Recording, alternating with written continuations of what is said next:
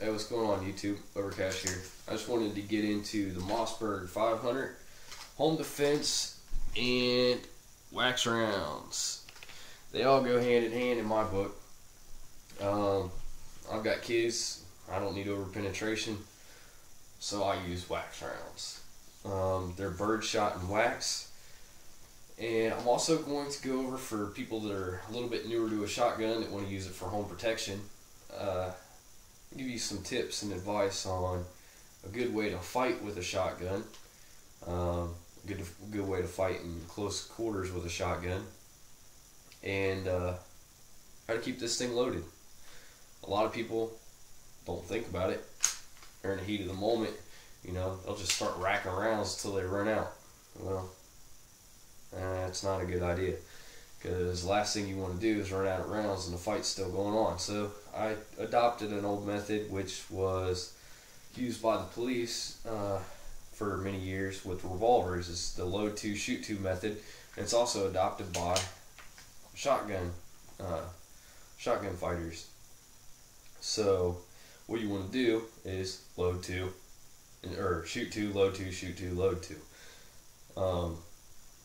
You're gonna, boom, boom, you've got 2 rounds out, rack up your 3rd round. You want to keep your gun on target, or if you can't keep your gun on target, I prefer on target, because I'm a small guy, but I'm big enough to hold my gun on target. Reach up under here, grab you up another round, up in, reach up, grab you another round, up in. And then you boom, rack your next round, rack your next round. I'm just taking these back out because I don't feel like firing rounds through my wall. But I keep my tube loaded with all wax and birdshot rounds, and then I keep 3 more wax rounds and then 2 slugs. The reason I keep the 2 slugs is, worst case scenario, that's my only 2 left, I've got them. I don't think that it would ever come to that, because if you're in my house, well, hopefully I can get it done in 5, 6, 7, 8 rounds. I don't want to have to use the other 2. But my problem is I have kids, so I have a little bit more concern for over-penetration, and I've also got neighbors.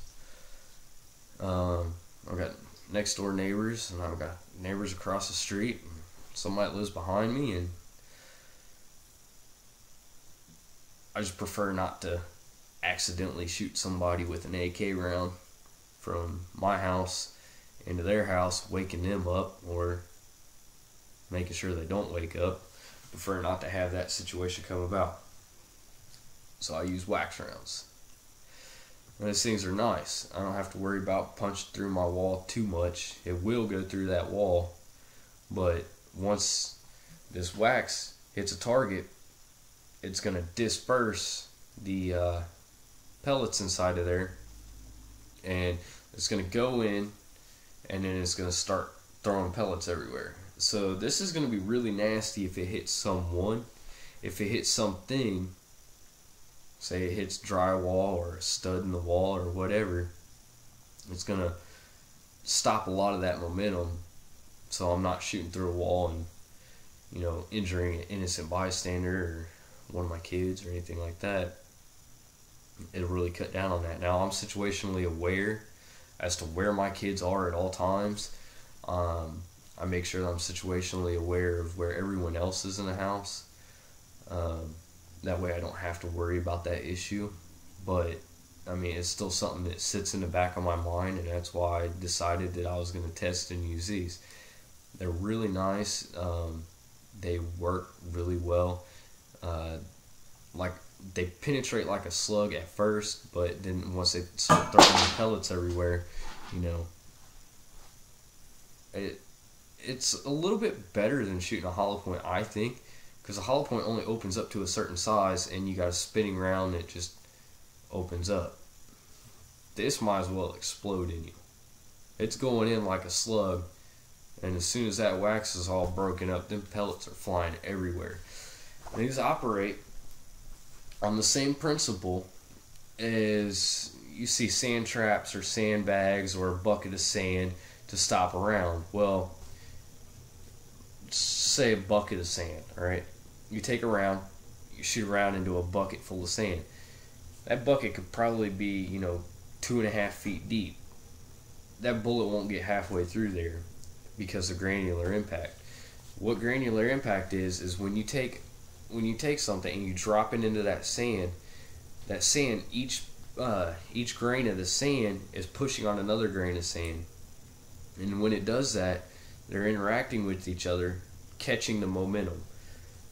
Well, this takes it and reverses it as to, catching that momentum. This hits a target and it disperses the momentum into that target. So now I'm shooting you a bird shot with the full muzzle velocity of the shotgun, and they slam into the target, and all the pellets back here are pushing on the pellets up here, crushing the wax, throwing the wax out, and then they're still going to penetrate like a slug at first, but as soon as they're in that target, they just go everywhere. You shoot a center block with it, it'll shatter the center block, but the pellets disappear. They're gone. You shoot a tree with it, it'll enter like a slug, but it doesn't penetrate nearly as far as a slug. Nowhere near as far as a slug, because it throws all them BBs out sideways. Because the first ones are, they hit it and they stop. They don't have enough momentum, but you've still got your pellets behind it pushing out.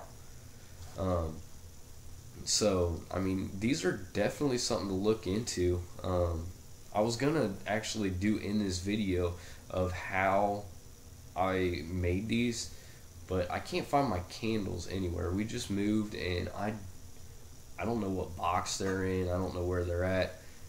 But pretty much what you do is you take a shotgun shell and you take a knife.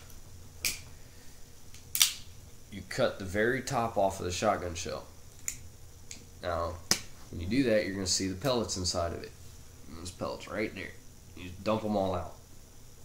You take a candle, you get the wax, melted on the candle, and you just dump it over, pour it in there, just a little bit, and then you dump start dumping BBs back in there and pushing them down.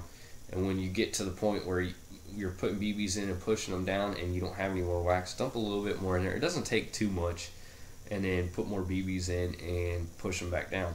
Now, if you don't have a digital scale, do them one at a time, because the last thing you want to do is load way too many pellets back in there and make that slug too heavy.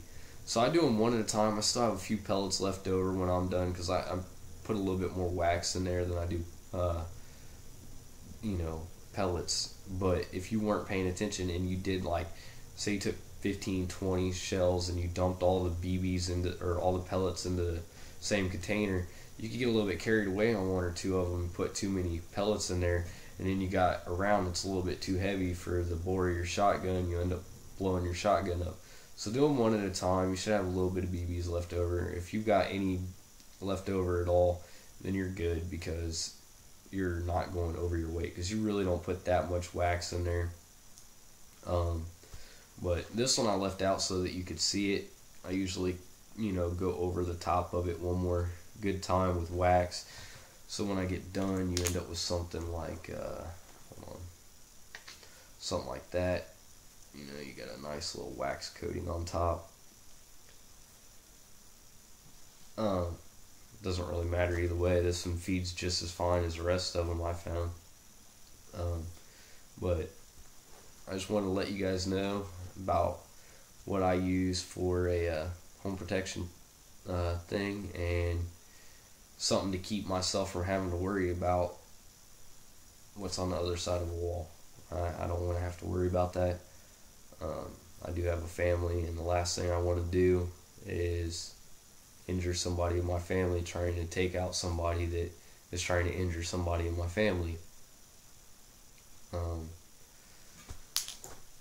deer slugs will punch clean through anything. I mean, these will go through car doors, bulletproof vests. They'll go through anything. These, they might go through a lot, but they ain't going through much.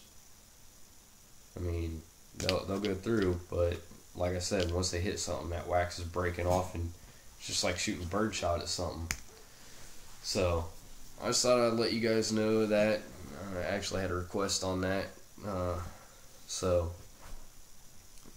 just wanted to get that video out there for you guys, and hope you find it informative, and subscribe to my channel. I'll try and get some more informative videos out there, let you guys know what's going on in my world. But definitely subscribe to my channel, and I'll try and get some more videos out there for you guys to enjoy. And thanks.